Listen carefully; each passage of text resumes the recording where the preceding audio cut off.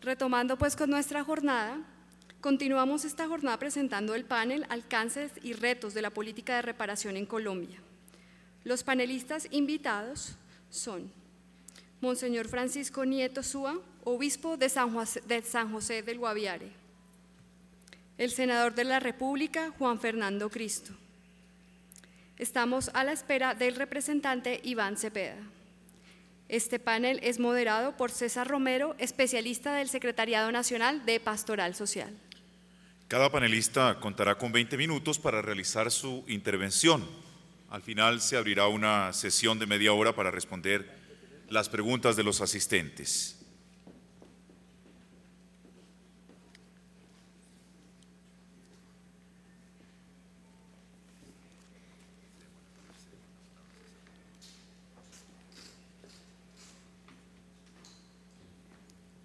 Cedemos la palabra a César Romero. Buenas tardes nuevamente. Nos complace contar con la presencia en este panel Alcances y retos de la política de reparación en Colombia, con un senador de la República, con un representante a la Cámara y con un señor obispo. El tiempo que vamos a tener para cada uno de ellos es de 20 minutos. Posteriormente habrá otro espacio de 20 minutos para preguntas, para que estemos terminando a las 5:50, podamos descansar 10 minutos y continuar con la agenda del día a las 6 de la tarde.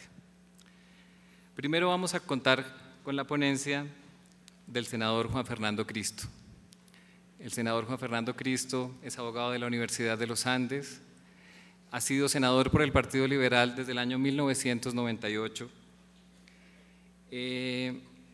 y ha sido un motor incansable en la ley de víctimas que ha sido recientemente aprobada, recientemente aprobada a mitad de este año. Bienvenido, senador.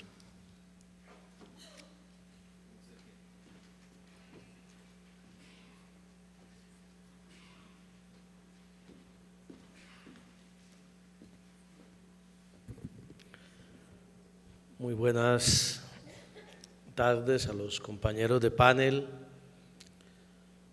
a los asistentes a este congreso, a Monseñor Héctor Fabio Henao, con quien llevamos ya varios años trabajando este tema y fue la pastoral social y fundamental en el impulso a esta ley que tomó 4 años en el Congreso de la República para finalmente ser aprobada. A todos los obispos que nos acompañan, a los dirigentes sociales de las distintas regiones de Colombia. Cuando, después de aprobada la ley, nos invitan a estos encuentros y a estos foros y a estos seminarios, uno tiene siempre como la duda de cuál tema escoger dentro de un tema tan amplio y tan complejo como el de esta ley. Y yo últimamente, Monseñor Henao, en las últimas conferencias que en el caso particular y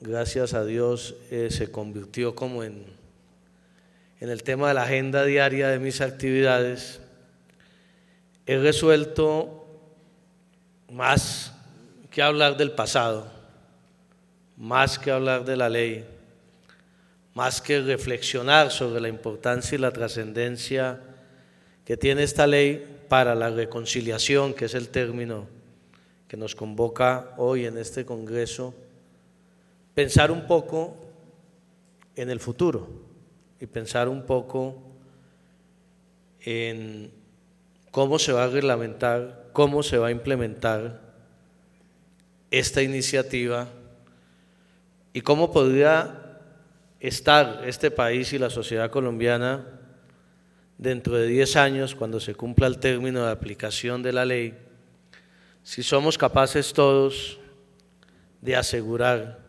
una adecuada implementación y aplicación de esta ley en todo el país. Yo no recuerdo exactamente las fechas, pero hace un año estuvimos acá también en Compensar y seguramente muchos de ustedes vinieron y estábamos hablando era de la ley. No recuerdo si ya se había presentado formalmente la nueva versión de la ley por parte del gobierno nacional o estábamos en esos trámites y en esas negociaciones. Y yo recuerdo, no era en este salón, sino tal vez allí al fondo, que hubo mucha intervención al terminar nuestra participación.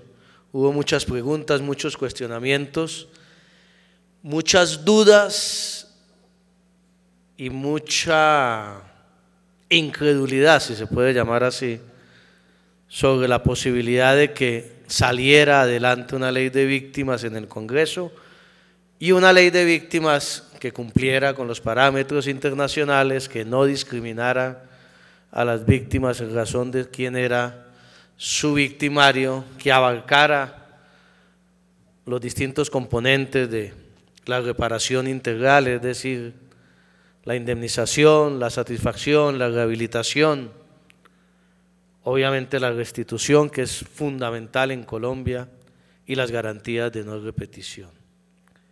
Pues bien, un año antes estábamos en esa discusión y hoy, un año después, ya tenemos una ley. Una ley que no es perfecta, una ley que tiene limitaciones, pero una ley que significa un gran avance, no solamente para las víctimas, sino para la sociedad colombiana en su conjunto. Hace 3 semanas tuve la oportunidad de viajar a Washington a presentar la ley ante distintas organizaciones y el embajador de Colombia en Washington, al término de alguna de esas presentaciones, me decía: mire, a nosotros acá en Washington y en general en la comunidad internacional nos están comenzando a ver como una sociedad civilizada con la aprobación de esta ley. Antes de la ley nos veían como una sociedad medio salvaje. Y ese es el significado de la ley y la transformación en la estructura de la sociedad colombiana. Y por eso es tan importante que se realicen cientos de encuentros como estos y que se pueda discutir sobre la implementación de la ley. Y uno, en la medida en que avanzan las discusiones y viaja por el país y escucha las inquietudes y las observaciones, encuentra que hay un enorme desafío, que es un desafío muy grande, que hay desconfianza y la misma incredulidad en la implementación de la ley, y es la misma incredulidad que existía hace un año con respecto a la aprobación. Y yo creo que debemos ser capaces de vencer también el escepticismo cuando hablamos de la aplicación de la ley de víctimas y restitución de tierras.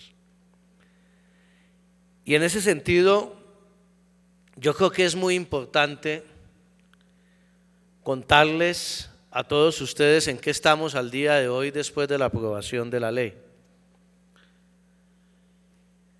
En primer lugar, la propia ley contempló la creación de una comisión del Congreso de la República que le hiciera seguimiento a las acciones del gobierno nacional para implementar la ley. Esa comisión ya fue conformada, esa comisión legal creada por la propia ley ya está sesionando y esa comisión el próximo miércoles tendrá su primera sesión de trabajo con el gobierno nacional para sentarnos a mirar desde la aprobación de la ley qué ha venido preparando o qué han venido preparando las distintas instituciones del gobierno que tienen que ver con la aplicación de la ley en lo que tiene relación con los decretos reglamentarios de la misma. Nosotros le hemos señalado al Gobierno Nacional que esperamos que no se expida ningún decreto de reglamentación de la ley sin una amplia discusión con el Congreso y con las propias víctimas y sus organizaciones, porque hay que garantizar que se respete el espíritu que animó la ley. No podemos ahora, después del esfuerzo gigantesco que hizo la sociedad colombiana, que unos cuantos funcionarios de segundo nivel en la administración pública se sienten a inventarse decretos que de alguna manera vayan en contravía de lo señalado en la ley. Y allí vamos a estar muy vigilantes, y allí vamos a estar funcionando semanalmente esa comisión. Primero, haciendo el seguimiento a todo el proceso de reglamentación que debe tomarse todo este segundo semestre del año, y posteriormente a la propia aplicación e implementación de la ley. Y nosotros, o personalmente, quien les habla, hemos llegado, Iván, a quien veo que nos acompaña ya en el panel, yo he llegado a la convicción de que en este proceso de reglamentación y de implementación hay 3 palabras claves que, si logramos garantizar que se cumplan y que se cumplan bien, garantizaremos de esta manera el éxito de la ley, que es el éxito no solamente de una política hacia las víctimas, sino que será un éxito histórico de la sociedad colombiana para alcanzar la paz y la reconciliación. Esas 3 palabras claves son seguridad, institucionalidad y participación. Para mí allí está la clave de lo que se viene para el país en estos 10 años, resumida de una manera muy concreta. Primero, seguridad. Es claro que esta ley ha tenido y tiene grandes y poderosos enemigos, unos ocultos y otros menos ocultos, unos actuando desde la ilegalidad abiertamente y otros actuando desde un extremo ideológico del país que ha demostrado que no le gusta hablar de reparación a las víctimas y mucho menos aplicar la reparación a las víctimas, que considera que no hay víctimas, que esto es un embeleco, que la sociedad colombiana no debe embarcarse en ese embeleco, que los desplazados en Colombia no son desplazados sino migrantes internos y hasta turistas domésticos que vienen por Bogotá, y todo aquello que nos señalaron durante los últimos 4 años. Y tenemos un gran temor, que es que aquellos que están en la ilegalidad, las mafias regionales, en muchas zonas del país, terminen actuando para justificar, y no estoy diciendo ni acusando que haya vasos comunicantes, terminen ellos por su cuenta, si se quiere, actuando para justificar el discurso de aquellos que desde la legalidad consideran que la ley de víctimas no solamente no es necesaria, sino que es inconveniente para el país. Es decir, aquellos que señalaron durante todo el trámite de la ley que pretender restituirle las tierras a los desplazados y a los despojados de este país iba a generar una nueva ola de inseguridad e iba a generar nuevas guerras en distintas regiones de Colombia, como si antes no existieran.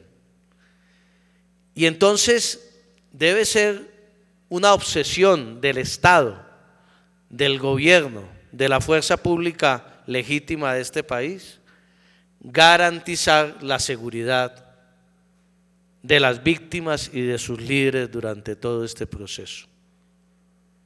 Hay que ensayar fórmulas audaces de protección a las víctimas, hay que crear programas específicos de protección a las víctimas, a comunidades, a regiones, pero lo único que no se puede hacer es decir que no se puede aplicar la ley de víctimas porque no hay seguridad para las víctimas, que es lo que quisieran muchos sectores del país.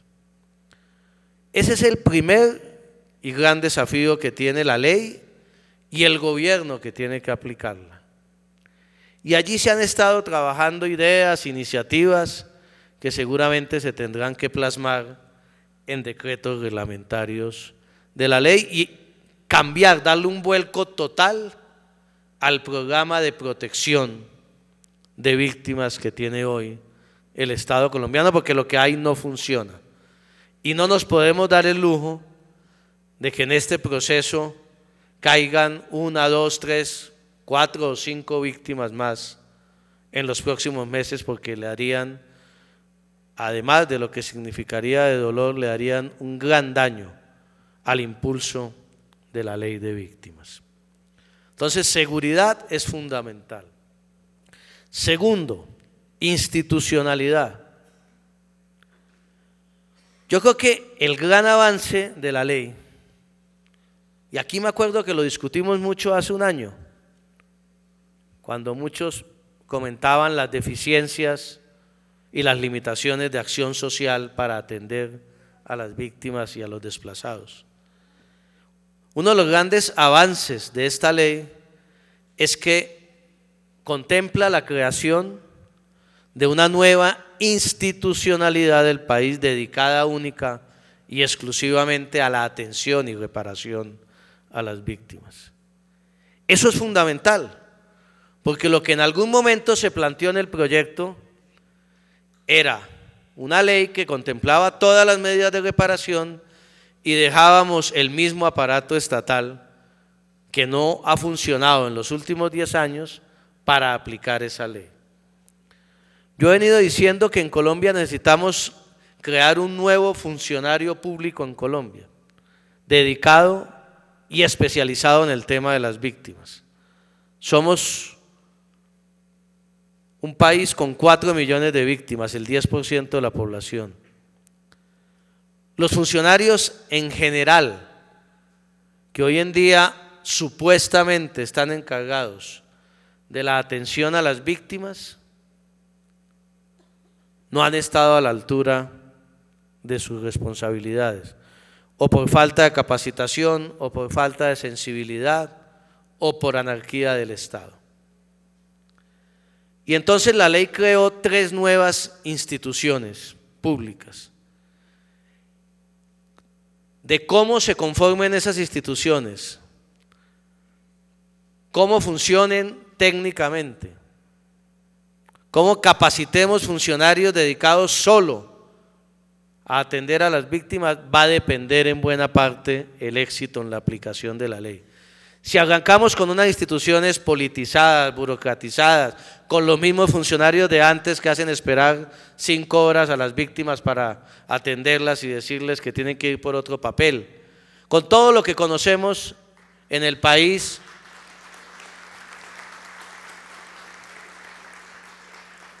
porque el gran debate fue ese. Hombre, ¿cómo nos van a decir que la misma institución va a atender a las víctimas? Tenemos que separar la atención a las víctimas, que tienen un derecho, el derecho a la reparación integral, de la atención a la población vulnerable del país que no ha sido victimizada, que claro que también merece recibir la asistencia social del Estado, pero que está en una situación distinta. Y era mi discusión con los funcionarios del Estado que cumplen esa tarea. Una persona que va a recibir un cheque de Familias en Acción y que no es víctima, se puede parar 6 horas a hacer una fila a esperar el cheque, porque finalmente va a recibir, si se quiere, entre comillas, un subsidio o una limosna del Estado. Pero una víctima va a reclamar un derecho y no la pueden someter al mismo tratamiento. Por eso ganamos esa batalla frente al propio presidente Santos y se crearon 3 instituciones que ustedes, la mayoría, conocen muy bien la ley ya, la Unidad Administrativa Especial de Atención y Reparación a las Víctimas, la Unidad Administrativa Especial de Restitución de Tierras Despojadas y el Centro de la Memoria Histórica del país.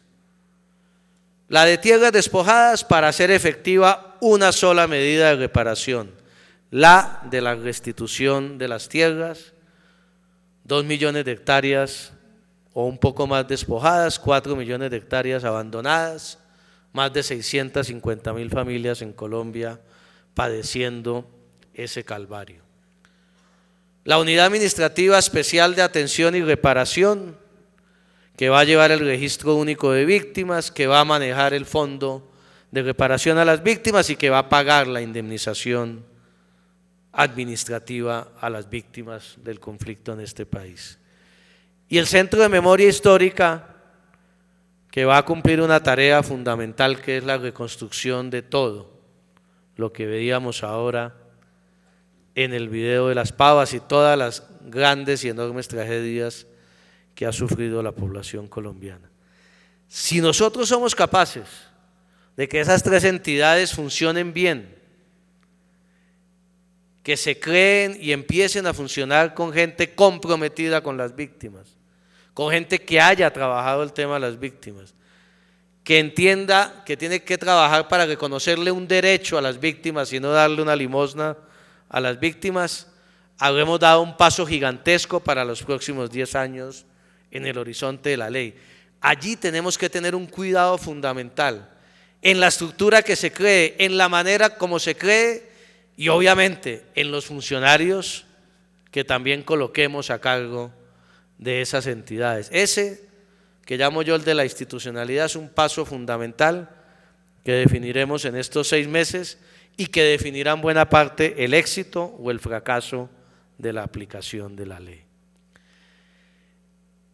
En este tema de las víctimas, a mí me impactó mucho escuchar al ministro del Interior el lunes anterior. Les cuento esta confidencia y anécdota, que yo cuando comenzamos este proceso en el nuevo gobierno, no creía mucho en el compromiso del ministro del Interior y en su sensibilidad con las víctimas, doctor Iván Cepeda. Y el lunes el gobierno se desplazó hacia Sincelejo a lanzar una política social del gobierno. No sé si aquí hay gente de Sincelejo, de la costa. Parece que fueron todos los ministros y los funcionarios, se distribuyeron en distintas casas, en distintas zonas de Sincelejo para atender como cogestores de esto que llaman la red Juntos y eso, a cada familia y a entrevistarse con la familia y a ver qué eran sus necesidades. Oigan este cuento y oiga este cuento, Iván. El ministro me dijo, me tocó una familia que es la familia tipo para aplicarle la ley de víctimas y que si somos capaces de aplicarlo, este país cambia. Una señora de 30 años con 5 hijos, le mataron al marido, la desplazaron de una vereda por allá del departamento del Magdalena, vive en unas condiciones de miseria absoluta y resulta que llegan los cogestores de la red Juntos a decirle que si le pueden sacar la cédula de ciudadanía y el CISBEN, y eso es lo que hacen. Ahí es donde hay que llegar con esas instituciones a aplicar la ley de víctimas, a priorizar. Obviamente este país no va a ser capaz en un año de reparar a 4 millones de víctimas que fueron ignorados en 40, pero hay que empezar ya y hay que empezar priorizando. Y el gobierno tiene que empezar diciendo con toda claridad que los 2 o 3 primeros años de aplicación de la ley van a ser dirigidos única y exclusivamente a las madres cabezas de hogar de estrato 0, 1 y 2 de la población colombiana que además fueron despojadas de sus tierras. Ahí tiene que empezar la política de restitución y priorizar en indemnización, en restitución, en memoria a las mujeres de este país que son las principales víctimas del conflicto en Colombia.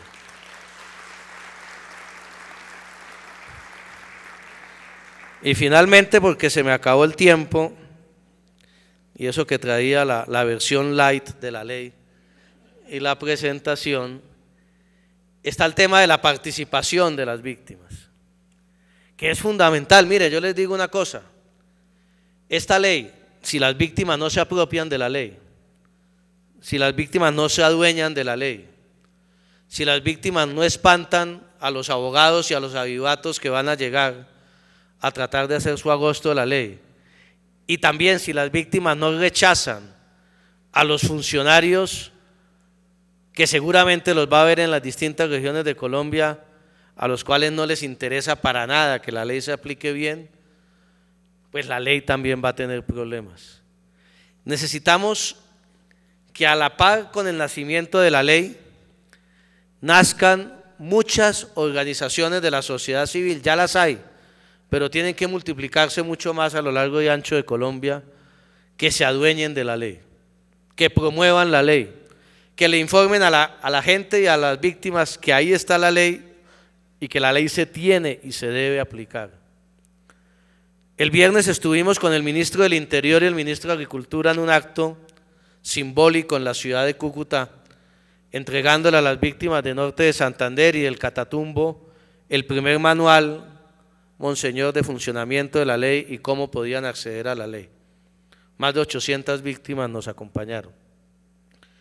Y también anunciamos ese día que el Departamento Norte de Santander asumía el compromiso de convertirse en departamento modelo en la aplicación de la ley, porque las autoridades territoriales, los gobernadores y alcaldes que ustedes van a elegir el mes de octubre, todos en sus distintas regiones, van a jugar un papel fundamental en la aplicación de la ley.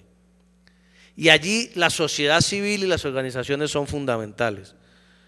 La ley contempla muchos mecanismos de participación de las víctimas en el Sistema Nacional de Reparación, en una comisión de control y vigilancia y seguimiento de la ley. A lo largo de toda la ley se aseguran muchas formas de participación de las víctimas. Las víctimas se tienen que adueñar de esos espacios y de esos escenarios y empezar a exigirle al Estado y al gobierno el cumplimiento de la ley para los próximos 10 años. Por eso, seguridad, institucionalidad y participación, llévense esa idea, son los términos claves sobre los cuales va a girar la reglamentación y la implementación de la ley, y de la manera en cómo aseguremos que se cumplan esos tres requisitos: seguridad para las víctimas, institucionalidad eficiente para la aplicación de la ley y participación real y efectiva de las víctimas en la aplicación de la ley. Si logramos cumplir esos tres propósitos, en el año 2021 con toda seguridad vamos a tener una sociedad reconciliada con sus víctimas, y al reconciliarse con sus víctimas seguramente una sociedad en paz, que no siga acumulando año tras año cientos de miles de víctimas a lo largo y ancho de Colombia. Ese es el desafío. El propósito final de la ley, sin lugar a dudas, es convertirse en un instrumento de paz y reconciliación para Colombia. Es decirle a las víctimas que ya la hora de los victimarios pasó, que ya el tiempo de los victimarios se superó y que estamos entrando en la década de las víctimas en Colombia. Muchísimas gracias, se me acabó el tiempo, hace ya bastante tiempo.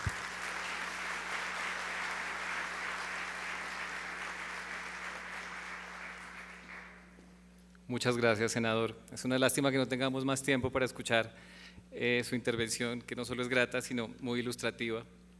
Quiero recordarles que hay personas que están pasando recogiendo las preguntas que podremos leerle a los panelistas una vez que los tres hayan presentado sus charlas.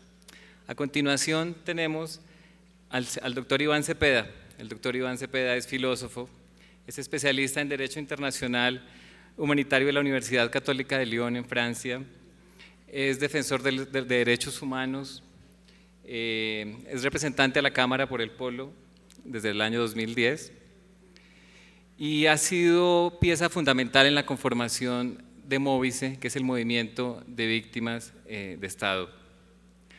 Doctor Cepeda, en el transcurso del día se mencionó en 2 ocasiones una por el señor presidente de la Cámara de Representantes, Simón Gaviria, y la segunda vez por el doctor Juan Carlos Monge, de Naciones Unidas de Derechos Humanos.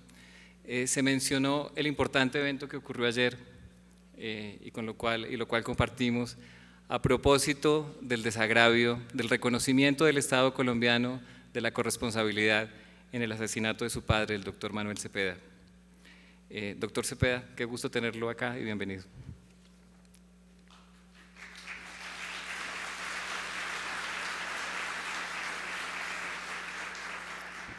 Me es muy grato estar aquí y en primer lugar quiero agradecer esta invitación a Monseñor Héctor Fabio Henao y a todas las personas que participan en este importante esfuerzo, vital en este momento para el país, para la comprensión de los esfuerzos que tenemos que realizar para llegar a la reparación, la verdad, la justicia, que son para mí conceptos que atañen por supuesto a las víctimas, pero que hacen parte de un gran movimiento histórico que se está dando en nuestra sociedad. Me debo excusar porque una vez termine esta intervención tengo que volver al Parlamento. Estamos en una discusión en este momento y yo me fugué un momento para estar con ustedes y no perder esta oportunidad de plantear simplemente algunas ideas muy brevemente. La primera de ellas tiene que ver con lo que ya se decía aquí. Ayer tuvo lugar un acto que considero que además de un significado profundo para mí y para mi familia, tuvo una connotación que creo trasciende ampliamente el marco personal. El Estado colombiano, a través de un alto funcionario, el ministro del Interior, Germán Vargas Lleras, con la reunión de las dos cámaras, muchos colegas parlamentarios, entre ellos me honró con su presencia el doctor Juan Fernando Cristo, y todas las bancadas políticas, en un discurso que debo decirlo, además de ser muy claro y nítido en el reconocimiento de responsabilidad estatal y en la petición oficial de perdón con relación al asesinato de mi padre, además de eso, con una convicción profunda del ministro, lo que me impactó mucho personalmente, pues cumplió con un mandato internacional de una Corte de Derechos Humanos que tiene jerarquía en nuestro continente, que es la Corte Interamericana de Derechos Humanos. Y digo que trasciende el plano personal porque es un acto que muestra que es posible que el Estado reconozca sin ninguna clase de justificación ni ambigüedad la responsabilidad en hechos que han manchado y hecho tremendo daño a nuestra sociedad. Y digo que ese es un hecho importante y trascendental porque engrandece al Estado mismo y engrandece a las autoridades. Le decía yo al ministro después del acto que es muy importante que surja una cultura en el Estado colombiano de entender que cada nuevo acto en favor de los derechos humanos es un estado de fortalecimiento del Estado democrático en Colombia. Y digo eso porque quisiera hacer tres breves reflexiones con relación al tema que se está trayendo y tratando aquí en este evento. La primera de ellas tiene que ver con la idea misma de reconciliación. Y quiero en esto manifestar cuál es el punto de vista que sostengo y que sostiene el movimiento de víctimas al cual pertenezco.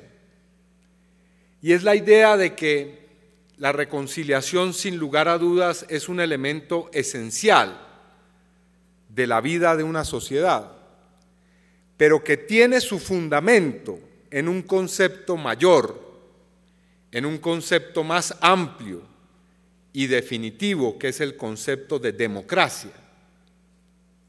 Y con esto quiero decir que en Colombia será posible la verdadera reconciliación si ella es paralela a un proceso de democratización social.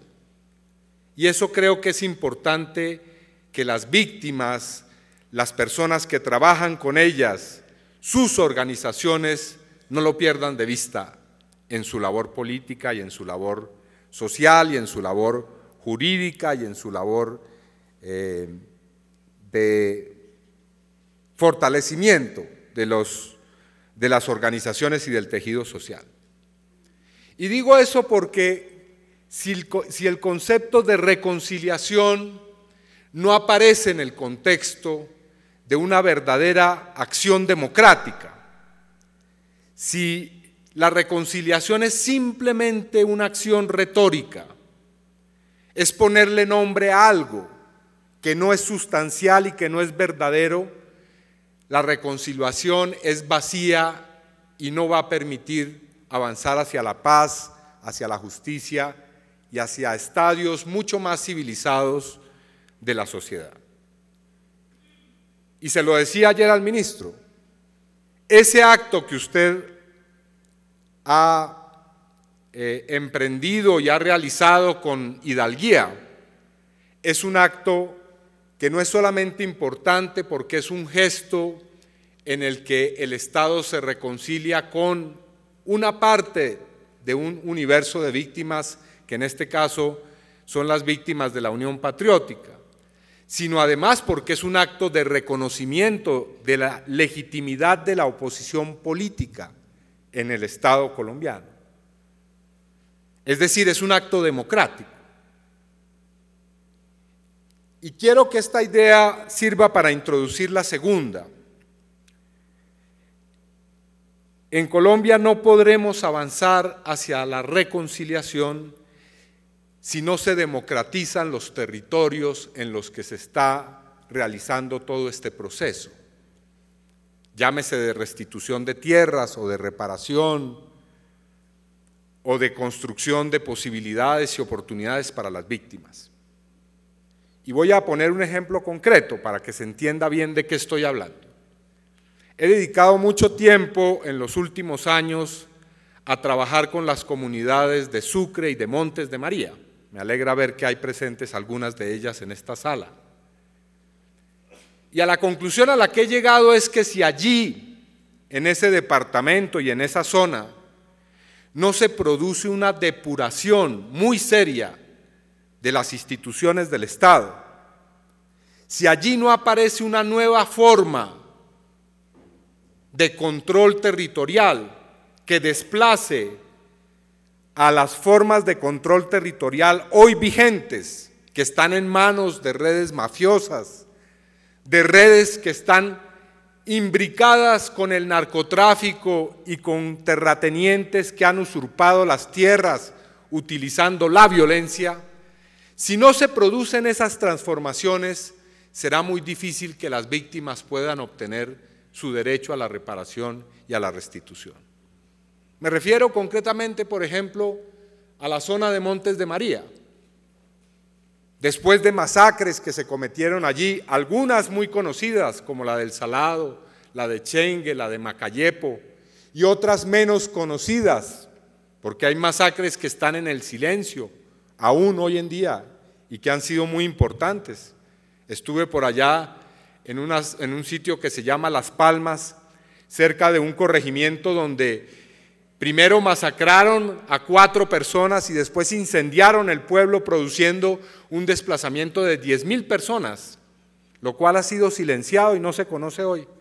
Luego de esas masacres vinieron los compradores de tierras y siguen realizando compras masivas que después colocan en unos sistemas y encubren bajo un tipo de figuras que hace realmente casi que imposible que haya un proceso de restitución auténtico allí. Ahora las compañías reforestadoras, las compañías que se han ido apropiando de esas tierras, están colocando el manejo de esas tierras en títulos fiduciarios. Es decir, que hay unas compañías que van a administrar en su nombre esas tierras y las van a poner a producir y las van a poner a trabajar en la lógica de reforestar todas esas regiones que realmente implican, como lo dicen los campesinos, una destrucción real del sistema ecológico y de la riqueza de la tierra. Y la pregunta que yo le voy a hacer al ministro de Agricultura, a quien respeto y con quien he tenido un diálogo fecundo en estos meses, es cómo va a ser posible la restitución allí con ese endiablado sistema que se ha construido, en el que poco a poco se ha venido encubriendo cómo se ha ido usurpando la tierra, en el que poco a poco es más sutil la manera en que va pasando de una mano a otra los títulos y la administración de esos territorios. Y además, como si esto fuera poco, con la presencia de las estructuras nuevas del paramilitarismo, que le llaman ahora bandas emergentes, resguardando ese tipo de inversiones o llamadas inversiones. ¿Cómo va a operar allí la restitución si desde el notario hasta el gobernador están complotados con quienes usurparon las tierras de los campesinos? Muy difícil.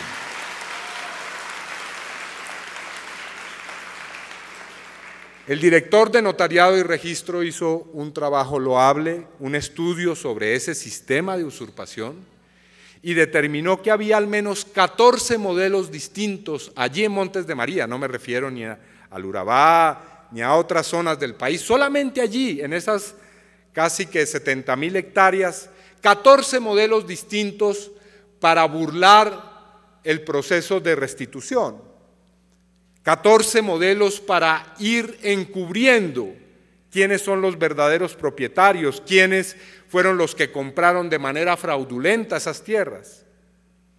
Entonces, cuando me refiero a que para que haya reconciliación y reparación tiene que haber democracia, es a la cuestión de que si en Sucre, y esto es perfectamente generalizable a muchas otras zonas del país, si queremos que en Sucre haya reparación y restitución, el Estado tiene que intervenir allí de una manera decidida.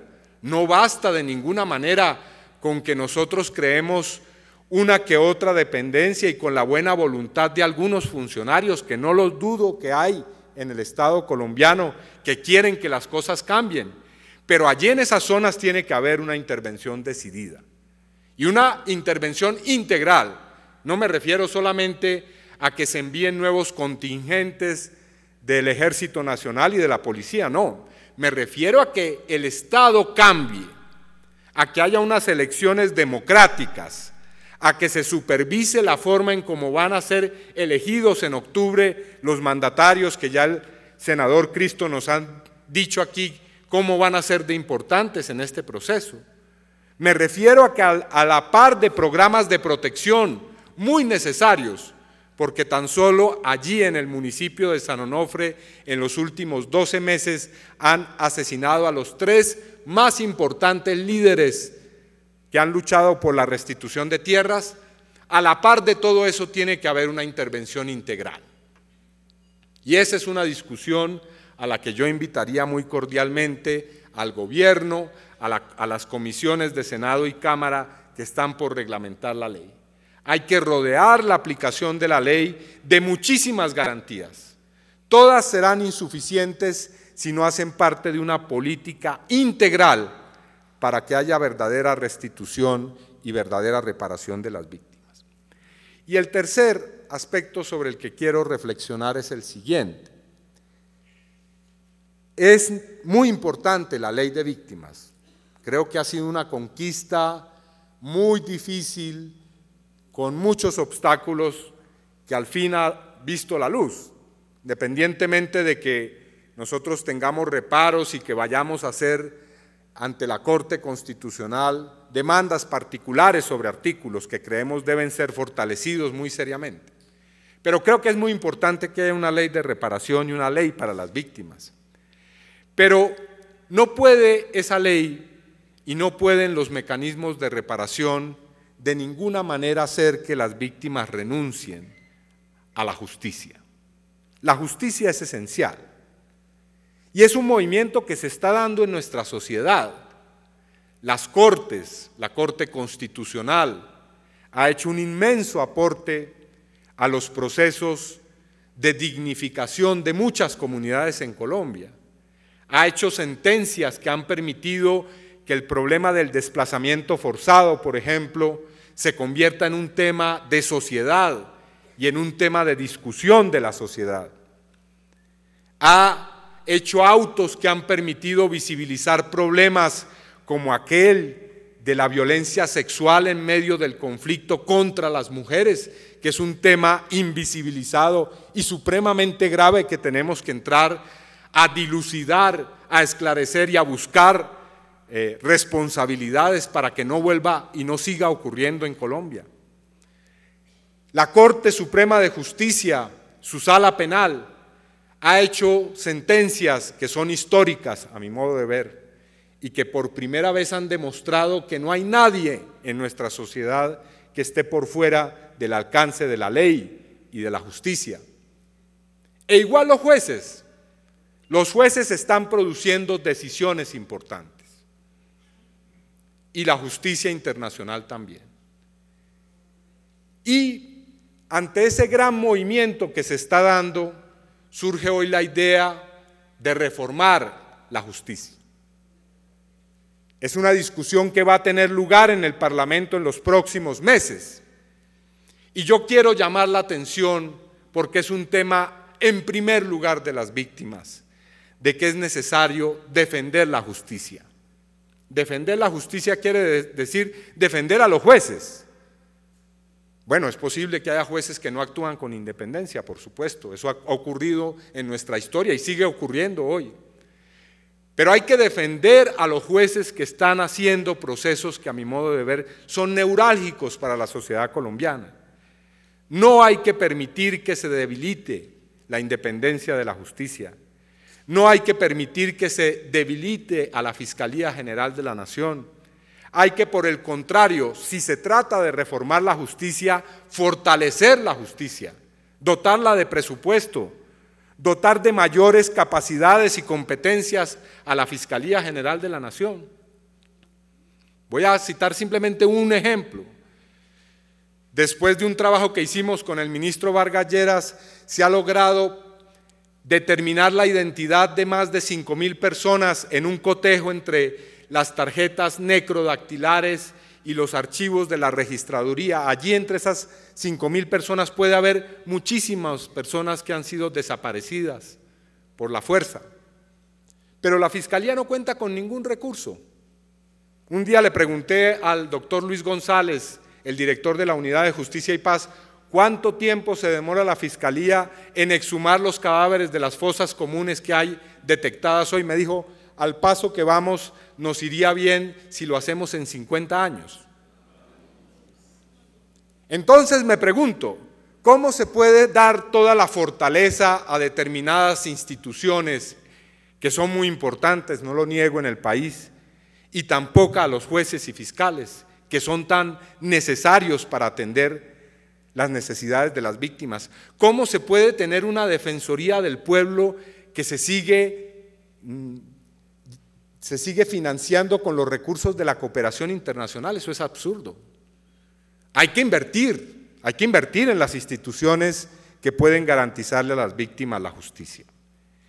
Y yo creo que la justicia es indispensable, no porque implique un ánimo vengativo, no porque implique una revancha de las víctimas, como a veces se ha querido decir, sino porque es la palabra de los jueces, y eso lo viví yo ayer personalmente, es la palabra de la justicia la que también puede traernos la reconciliación.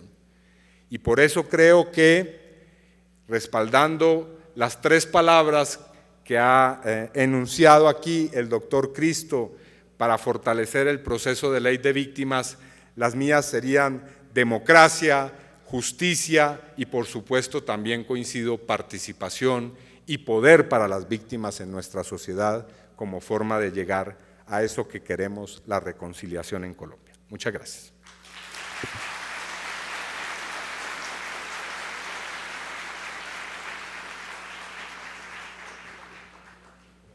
Doctor Cepeda, agradecemos su participación en este panel y entendemos perfectamente que se tenga que retirar.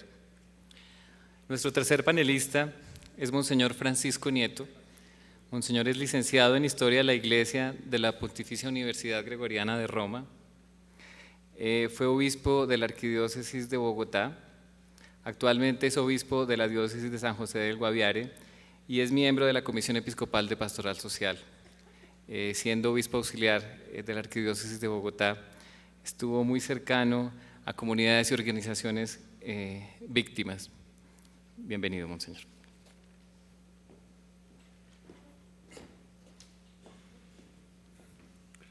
Muchísimas gracias.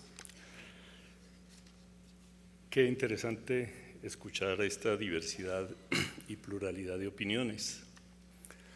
Escuchar la lucha que ha hecho el senador Juan Fernando Cristo durante varios años buscando esta ley y el logro que ha alcanzado el país con esta ley. Qué interesante escuchar también al representante Iván Cepeda dentro de su búsqueda y dentro de su marco de pensamiento filosófico. Y no puedo menos de agradecer particularmente a Monseñor Héctor Fabio la invitación que me hizo, porque, pues en fin de cuentas, desde esta perspectiva nuestra, la posibilidad de hablar desde la experiencia de fe es muy importante para todos nosotros. Estamos aquí fundamentalmente representantes de pastorales sociales de todo el país, personas de profunda fe a las que no pretendo de ninguna manera enseñar.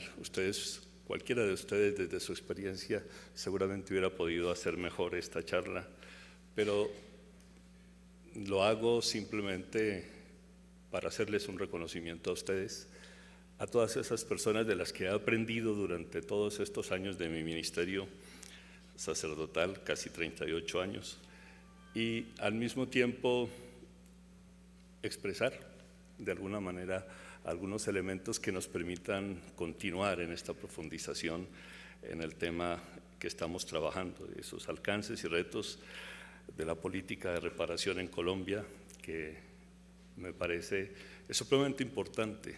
Y comienzo por el final, diciendo que esta última palabra es la fundamental desde nuestra perspectiva, que han subrayado tanto el senador como el representante, y es precisamente la participación.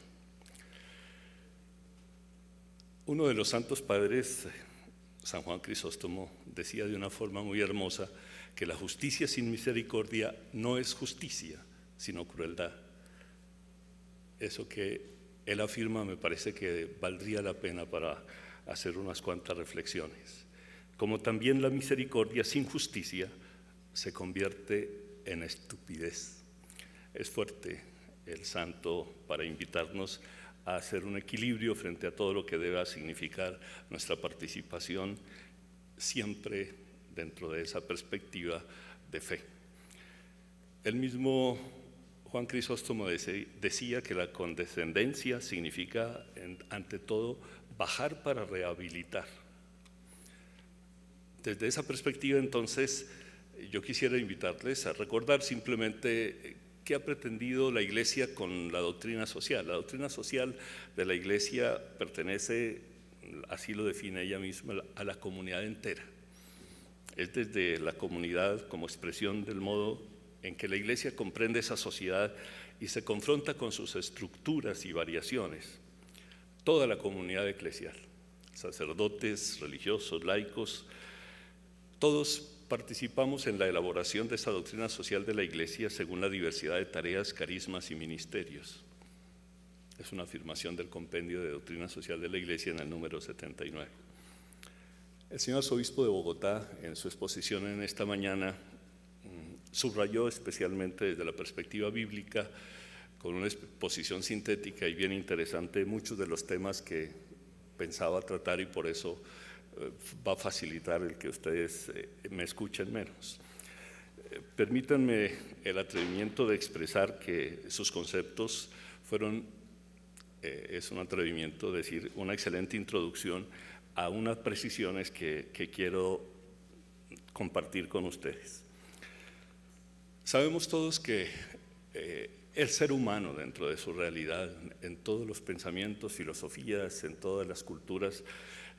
Nosotros hacemos un análisis de cualquier civilización y siempre hemos visto esa complejidad de relaciones entre los grupos sociales y esas búsquedas de soluciones en ocasiones tan absurdas. La guerra ha acompañado y la violencia ha acompañado a la humanidad siempre. Es en ese contexto que incluso podríamos entender mucho de la perspectiva misma bíblica y de la respuesta que Dios le quiere dar al hombre, haciendo un énfasis particular en el ser humano relacional, en el ser humano que debe mirarse en el otro y comprenderse en el otro. Esa complejidad se manifiesta especialmente en nuestro país en desigualdades vergonzosas y en muchas ocasiones y contextos en una violencia que no respeta los mínimos de la dignidad humana. Decía al comienzo que yo quiero hacer ante todo un reconocimiento de las personas que me han enseñado, que son ustedes, de alguna manera lo representan, esas personas a las que durante mi ministerio he acompañado en los diversos puntos, incluso de la sociedad. Dios me permitió bondadosamente trabajar en esas diversas realidades, en los diversos estratos, para utilizar una palabra que no me gusta mucho, pero especialmente en los últimos 10 años, hasta el mes de marzo pasado, en el suroccidente de la ciudad y acompañando las comunidades de la zona pastoral del Espíritu Santo y Ciudad Bolívar particularmente. Es allí donde aprendí particularmente a mirar que nuestra fe debe ser iluminadora e innovadora permanentemente. Nuestra fe no es una cuestión que se dé estáticamente.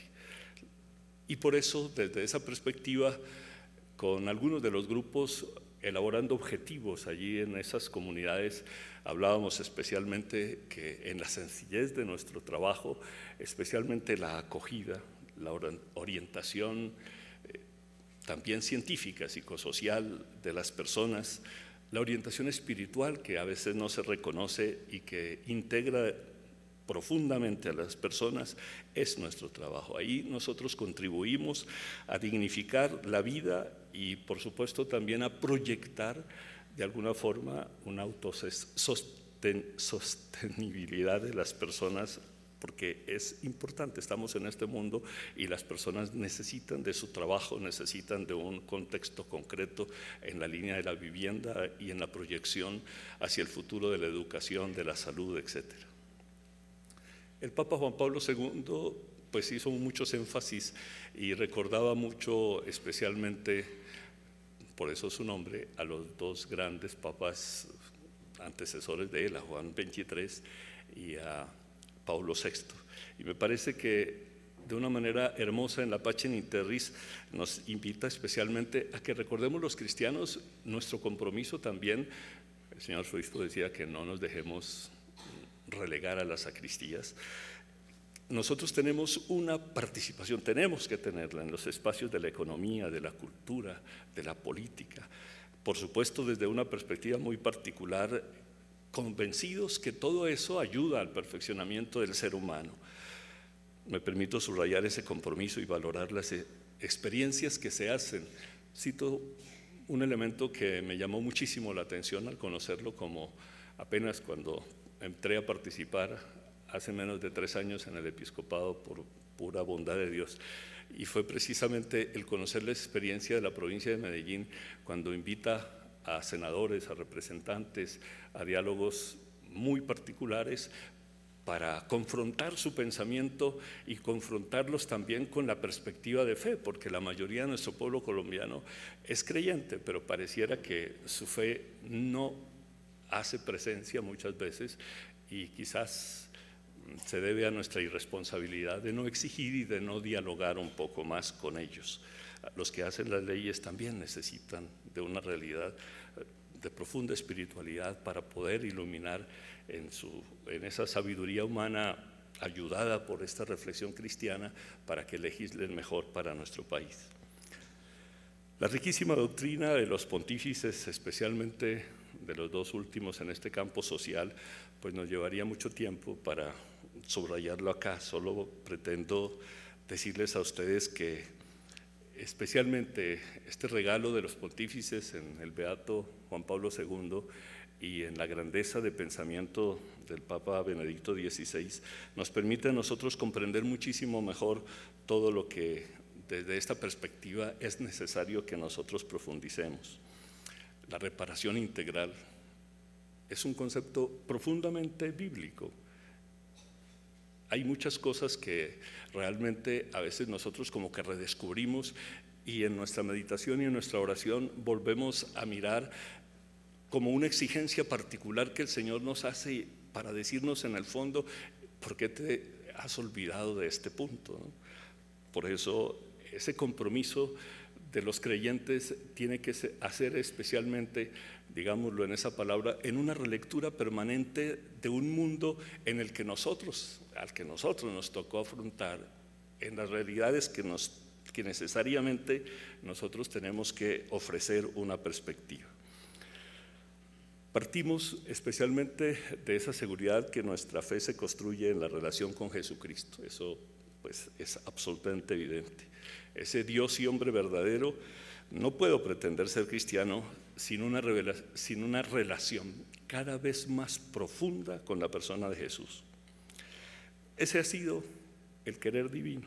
En la mediación de unas relaciones personales lo aprendimos y eso también es importante, digámoslo de alguna manera un poquito jocosa. A nadie se nos apareció, a ninguno de nosotros se le apareció Jesús directamente en la mediación de la comunidad, de la familia, de la iglesia, de unas cuantas personas, incluso de la creación misma.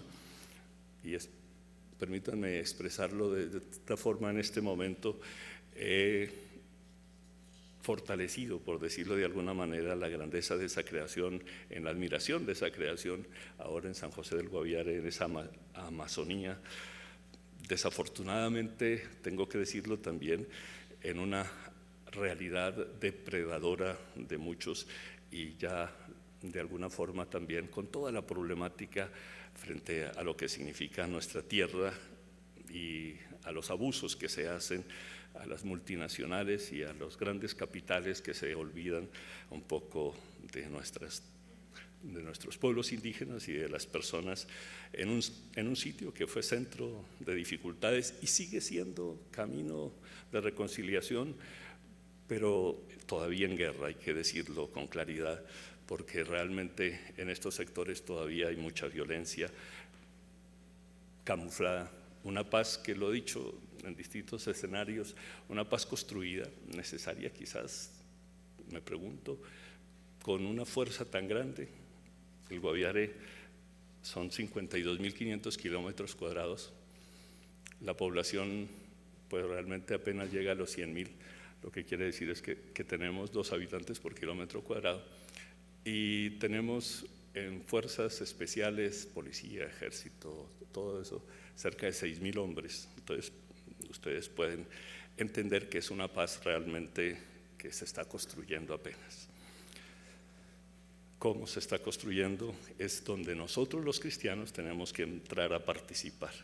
Pero esa es la Colombia que nos correspondió, un país maravilloso, dolorosamente lacerado por una violencia salida de toda imaginación. Y allí es donde nos corresponde a nosotros ser discípulos misioneros, acompañar al estilo de Jesús a este nuestro pueblo, como citaba también el señor arzobispo esta mañana, ese pueblo del Ponto o del Asia, creyente o no creyente, romano, judío o griego, es decir, a todas las personas. Y particularmente hago aquí mención, en el día de ayer se celebraba el Día Internacional de los Pueblos Indígenas y yo mismo tengo que reconocer lo que unos pocos datos históricos tenía en mi mente antes de ser nombrado obispo para allá. En este momento, cuando me toca acompañar 28 etnias indígenas en donde absolutamente no sabía una sola palabra ni siquiera para saludarlos en su idioma, ha sido una exigencia en este momento de aprender, lo digo con toda verdad, al menos el saludo y la despedida para cada uno de ellos en sus dialectos, y eso me ha costado, pero al mismo tiempo me da mucha alegría ver la sonrisa amplia con que los niños y los viejitos lo reciben a uno cuando lo saluda en su propio idioma, en su propia lengua. Por eso, desde esta perspectiva, yo sí quisiera subrayar también a través de unas palabras y de unos conceptos lo que quisiera realmente compartir y comprometer desde mi vida y decir con alegría, se está viviendo también en muchos laicos y en muchas personas. Las víctimas tienen derecho particularmente, y desde nosotros los cristianos tenemos que hacer como lo hizo el Señor Jesús, especialmente escuchar. Ese escuchar realmente es clave. Hay tanto dolor, hay tantas heridas, hay tantas historias aún no expresadas. Eso quizás ha sido la riqueza especial de mi vida sacerdotal en Ciudad Bolívar, que pues realmente escuché tantas cosas. No hice muchas cosas, pero escuché. Intenté escuchar, y desde esa perspectiva encontré muchas alegrías en las personas, porque pues el que los escuchara a otra persona, un sacerdote, ya para ellos era muy importante. Como camino para fortalecer esa fe y esperanza, permítanme decirlo de esa manera, que como un brasero cubierto por las cenizas pareciera que no existe allí el fuego, pero sí que existe. Allí nosotros tenemos que entrar en ese escuchar, especialmente a magnificar la dignidad de esas personas, de cada una de las personas que escuchamos. A mí me asombra la capacidad de perdón de nuestro pueblo colombiano, me asombra. Ahora también en esta región encuentro pues tanto dolor, pero escuchar, para citar simplemente un caso, fui a una X vereda en una comunidad y el señor al presentarse dice: a mi papá lo mató la guerrilla, a mi esposa la mataron los militares y 2 de mis hijos están desaparecidos. Y sin embargo, participando en la construcción de una comunidad, participando también desde esa perspectiva de fe, esas víctimas pues realmente son las que necesitan particularmente ser acogidos también, que sería el segundo concepto que pues lo implica también el escuchar. Acogidos desde nuestra perspectiva de fe en una sencillez profunda que nos invita especialmente, como lo dice San Pablo, a la ternura, a la bondad, a la benignidad, a la alegría, ¿por qué no decirlo también? Al amor que nunca pasará, a ese amor que nunca debe pasar. Todos sabemos que en la Sagrada Escritura justeza es un término que puede significar rectitud, una diversidad de elementos o de conceptos de justicia, un compromiso humano y santidad misma. Entonces, cuando se habla en una perspectiva nuestra, especialmente de justicia, hay un reto para cada uno de nosotros y es el camino a la santidad. Hacer justicia, buscar estar cerca de esa justeza que Dios nos pide, es buscar ser santos en nuestro concepto. Esos términos en la Sagrada Escritura casi que se convierten en sinónimos. La dimensión religiosa y social de justicia está presente, muchos de ustedes son especialistas en Sagrada Escritura, con una fuerza muy particular en el Antiguo Testamento. Basta recordar a Isaías, a Amós, a Oseas. Y justificación en el Nuevo Testamento es ante todo esa presencia maravillosa de la salvación que en Jesucristo, es vida, salvación, la persona misma de Jesús en su muerte y resurrección. Podríamos hablar mucho más, pero simplemente quisiera decirles a ustedes que una de las imágenes que más me placen, que más me llegan al corazón, es precisamente la actitud permanente de Jesús y la acogida alrededor de las comidas. La Eucaristía llega al culmen precisamente del regalo del Señor, pero del banquete también, que tiene una dimensión escatológica, pero que no es solamente una dimensión escatológica. Jesús nos dio el ejemplo para que lo hagamos nosotros también. Se sentó en la mesa de Simón, se sentó en la mesa también de diversos personajes, dirigentes de la nación, pero se sentó también con los pobres, se sentó y repartió el pan a los que tenían hambre, después de que esa expresión tan maravillosa que subrayaba el señor arzobispo en esta mañana, se le conmovía el corazón. Esa es la justicia de Dios. Y eso es lo que nosotros tenemos que hacer como cristianos, llegar con una sencillez muy grande a que nuestro corazón sufra por el sufrimiento del otro. Jesús se conmueve ante esas realidades sociales y sufrimientos de su pueblo. También en su época había hambre, había pobreza, había enfermedad. Y también es dura su predicación contra los codiciosos, contra los ambiciosos, contra los que hacían de la riqueza el sentido de su vida. Eso es lo que la palabra de Dios nos dice y la persona de Jesús nos habla permanentemente. La justicia que Jesús predica está inspirada en el amor tierno y grandioso, absolutamente misericordioso, de un Dios que nos ama. Justicia.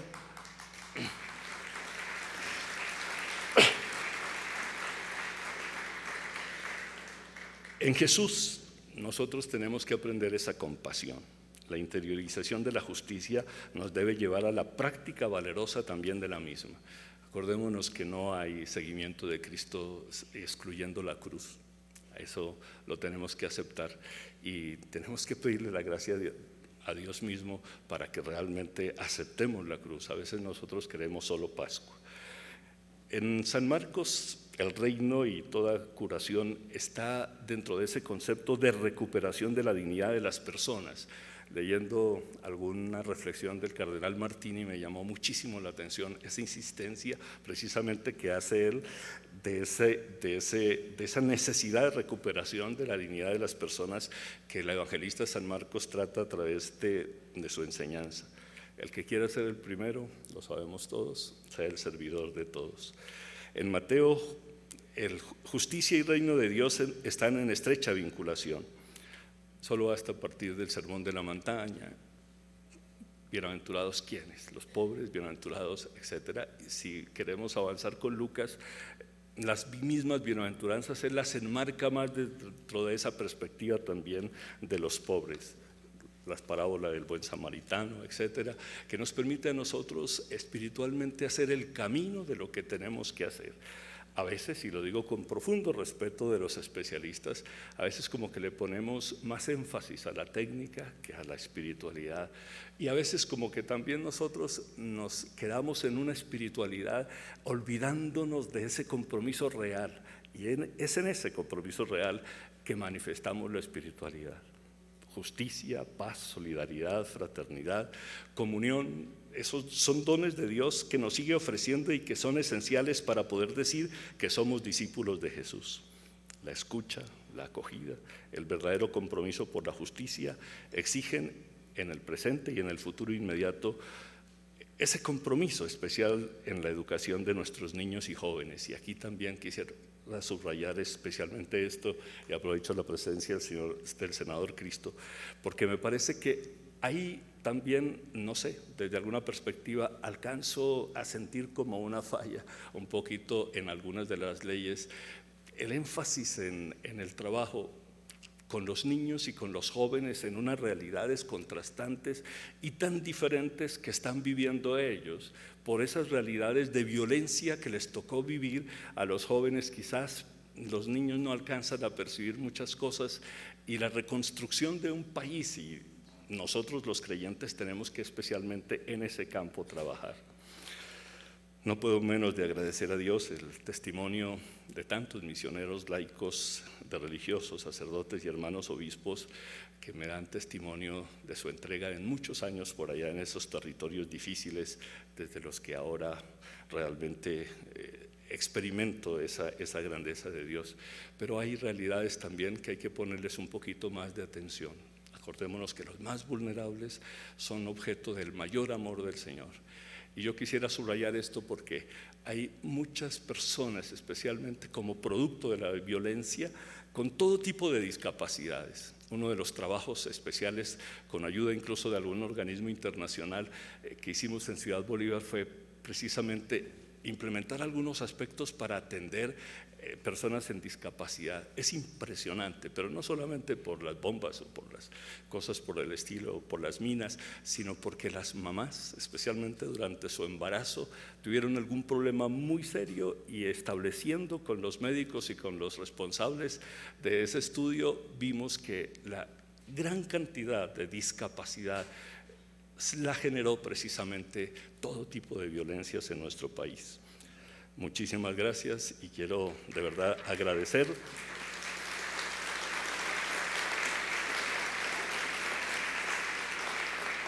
y permítanme otra palabra, especialmente porque así lo siento, en la vida de la Iglesia juega un papel supremamente importante todos los laicos, pero nos están dando una lección las mujeres que vale la pena resaltar y agradecer.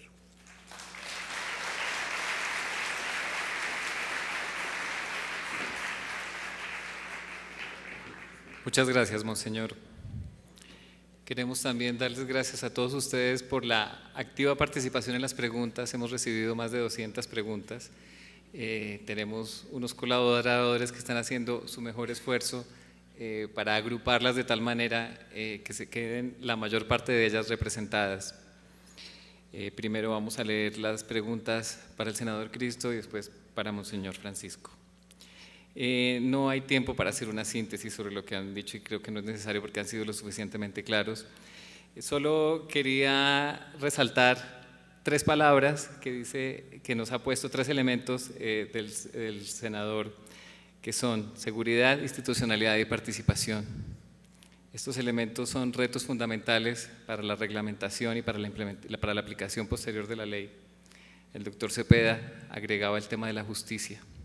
Y Monseñor nos ha puesto sobre la mesa y como un reto algo fundamental, además de la iluminación desde la doctrina y desde la fe, el tema de la escucha.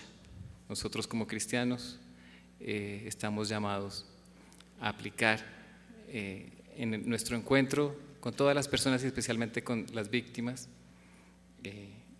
esta palabra y este sentimiento. Vamos ahora a leer las preguntas para el senador Cristo y posteriormente para Monseñor.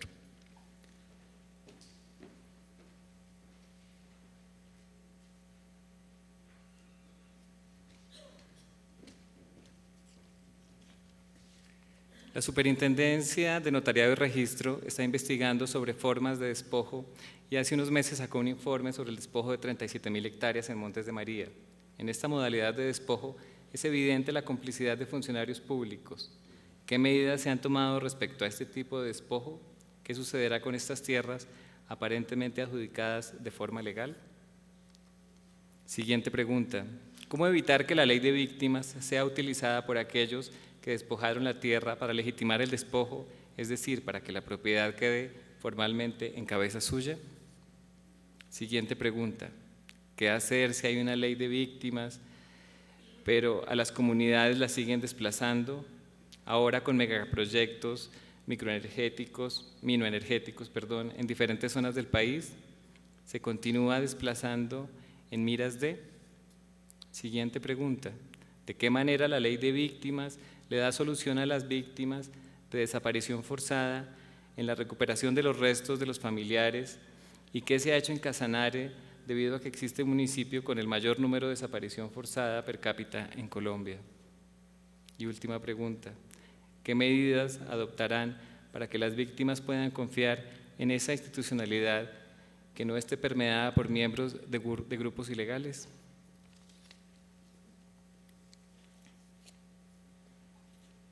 Bueno, vamos a contestar muy brevemente, de manera muy concreta en orden. Yo creo que la tarea que viene haciendo la Superintendencia de Notariado y Registro es muy importante y va a ser un elemento fundamental en la implementación de la ley. De hecho, la ley contempla la creación de una superintendencia delegada de restitución de tierras que se va a dedicar única y exclusivamente a lo que ahora hace la superintendencia con mucha dificultad por falta de instrumentos legales y de funcionarios. La respuesta a esa pregunta está en la ley. Toda aquella persona, no solamente en los Montes de María, en el Catatumbo, en Urabá, en el oriente antioqueño, en el sur del país, que considere o que fue despojado de sus tierras por la violencia o que fue despojado también fraudulentamente por esos actores violentos, va a tener la posibilidad de instaurar la acción de restitución ante la unidad administrativa de tierras despojadas. Y esa unidad va a contribuir con el despojado a documentar todo el proceso. ¿Qué es lo fundamental de la ley? El principio de inversión de la carga de la prueba. Es decir, la persona que acuda ante la unidad alegando que fue despojada no tiene que demostrar, si no tiene títulos, no tiene que demostrar la propiedad de la tierra. Se parte del principio de la buena fe. Y quien aparezca como dueño de esa tierra, o bien ejerciendo la posesión en este momento, o bien mediante títulos, tiene que demostrar que adquirió la tierra de manera legítima. Y si aparece ese poseedor o ese propietario a oponerse a la acción de restitución, tiene que demostrar que la adquirió lícitamente. Y si no lo demuestra, y si por el contrario en el proceso se confirma, por ejemplo, que es un testaferro de narcotraficantes o de paramilitares o de despojadores, pues tendrá incluso sanción de cárcel por el delito y se abrirán las acciones penales correspondientes. Lo que yo creo que está totalmente blindada la situación. Yo conozco en los Montes de María la situación. En los Montes de María hay propietarios hoy de grandes extensiones de tierra que la adquirieron lícitamente y a precios justos, pero también hay gente que abusó y hay gente que se aprovechó de la situación de la violencia y del abandono de los campesinos a sus tierras por la violencia. Cada caso se estudia en particular y para eso estará la unidad y los jueces de restitución, y cada caso tendrá una respuesta distinta de acuerdo a la circunstancia de la víctima y de quien eventualmente aparezca como propietario de buena fe del predio objeto de restitución. ¿Cómo evitar que la ley de víctimas sea utilizada? Lo acabo de decir. Yo creo que eso sí es imposible que lo hagan, imposible, a no ser que aparecieran personas alegando que fueron despojadas y que realmente no lo hayan sido. Y allí es donde el trabajo de las comunidades y de las víctimas que hablaba yo es fundamental, porque hay una historia social, hay unas comunidades. Ustedes saben cuál era el propietario de esta tierrita, de la otra, y ese será un elemento fundamental dentro del proceso. Y ustedes mismos tienen que denunciar si de pronto aparece alguien alegando ser víctima que ustedes nunca vieron en la zona, porque eso le hace daño al proceso de restitución. Y hay que decirlo con claridad, también habrá cárcel para quien aparezca fraudulentamente como supuesto despojado y se demuestre durante el proceso que no lo fue. Allí también hay sanciones penales para evitar que los avivatos se aprovechen de la ley. ¿Qué medidas adoptarán para que las víctimas puedan confiar en esa institucionalidad? Pues creo que lo dije en la intervención. Primero, crear unas nuevas instituciones ajenas a lo que había venido sucediendo. Por ejemplo, todos sabemos que el INCODER en los últimos años, lamentablemente, y no todo el INCODER ni todos los funcionarios, pero sí se convirtió en un botín en algunas regiones del país de grupos ilegales que utilizaron al mismo Estado y a esa entidad para apropiarse ilegalmente de las tierras y para despojar a campesinos. Por eso nosotros dijimos desde el principio, INCODER no puede manejar la política de restitución, tienen que crearse instituciones nuevas, sanas, que no traigan todos los vicios acumulados del pasado. Y yo creo que para ello, pues obviamente, vuelvo e insisto, la vigilancia social, el control social, la tarea de organizaciones de las víctimas va a ser fundamental. ¿De qué manera la ley de víctimas le da el tema de la desaparición forzada? Ese fue un tema de objeto de mucho debate en la discusión de la ley, y hubo organizaciones de víctimas de desaparición forzada que nos insistieron mucho en que incluyéramos un capítulo específico para las víctimas de la desaparición forzada. No lo hicimos así porque hubiéramos tenido que hacer una ley segmentando todas las víctimas, víctimas de secuestro, víctimas de desaparición forzada, víctimas niños, víctimas de minas Quiebrapata. Las víctimas, los familiares de quienes fueron víctimas de la desaparición forzada están totalmente incorporadas en la ley. Obviamente, la ley no soluciona todo. El tema de los restos de los familiares, la ley no lo va a solucionar. Ese es un tema que va por el conducto regular de las autoridades judiciales, de la Fiscalía, de lo que se ha hecho en los procesos de justicia y paz. ¿Qué hacer si hay una ley de víctimas para las y ahí se sigue desplazando?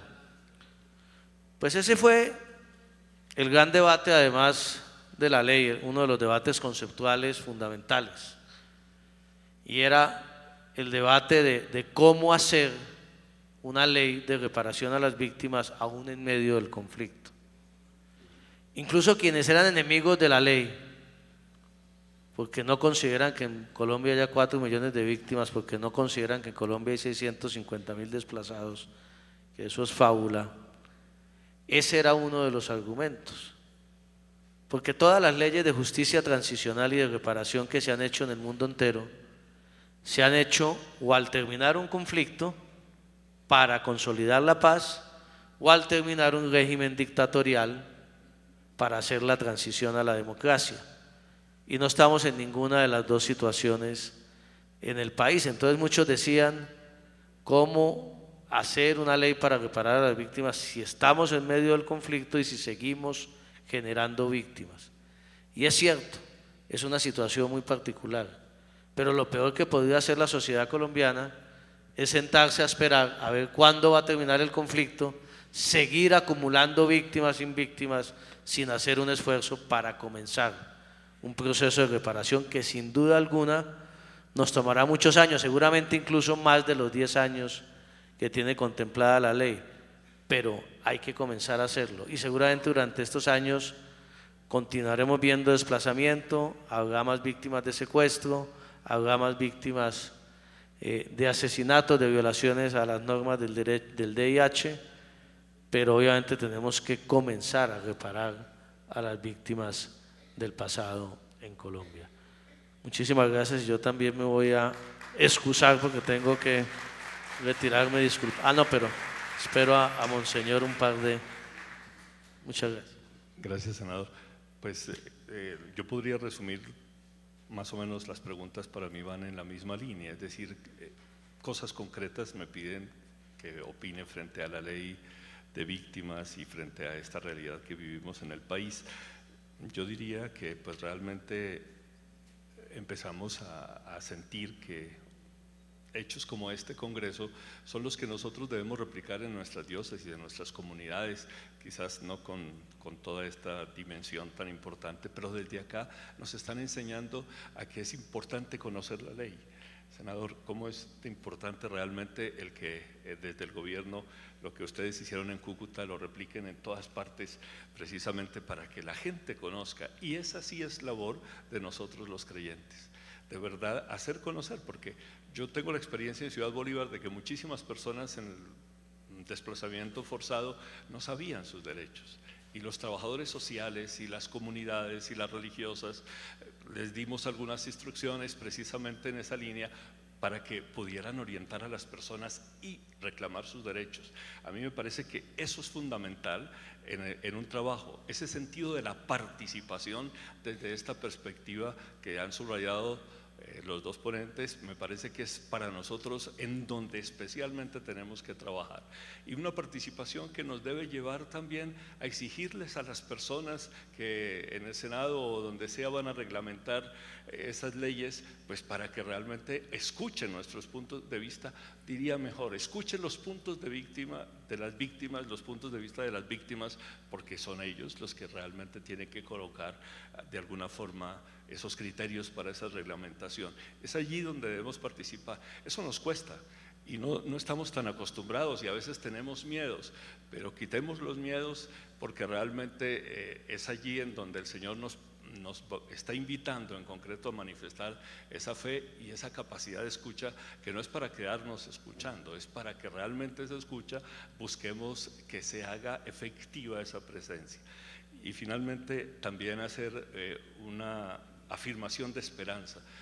Estuve en la Junta Directiva del SENA y escuchaba precisamente al ministro de Hacienda pues una afirmación que dice, cuando le pasaron el presupuesto del siguiente año, dice: me aterré tanto porque la comparación frente a lo que significa pues las necesidades del país, eso nos exige unos préstamos internacionales, pero al final dijo: mire, pero realmente vale la pena, porque este país pues ha invertido tanto en otras cosas y ha invertido tanto especialmente como paso hacia la paz en la guerra precisamente, que ahora tenemos que invertir especialmente en educación, y es una inversión que propuso el nuevo director, el padre Camilo, pues impresionante, pues desde las perspectivas, con decirles que yo tuve que contar los ceritos ahí para ver cuál era la cifra de un presupuesto de más de, no sé, $1 billón o algo así por el estilo.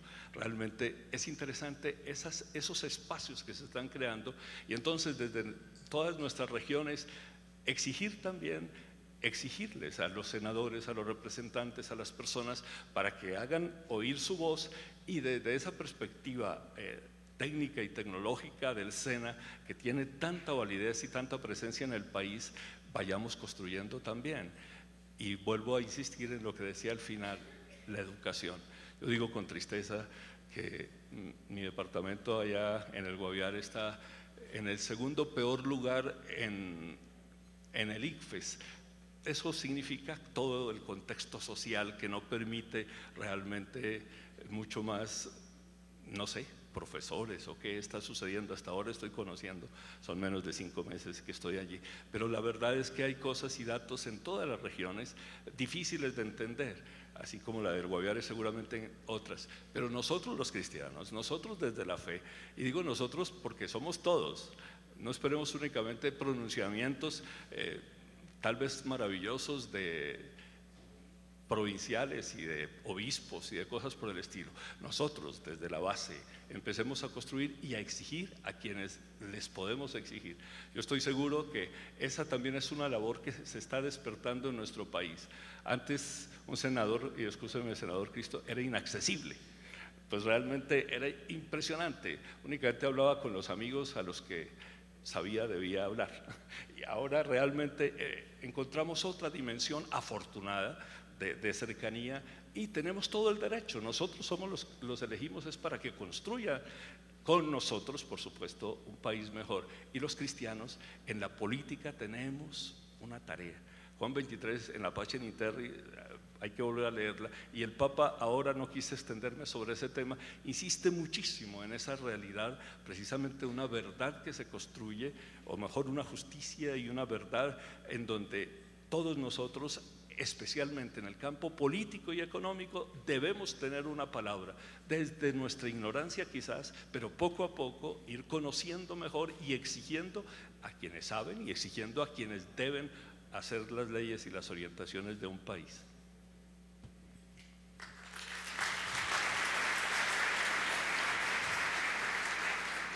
Nuevamente, gracias a nuestros panelistas.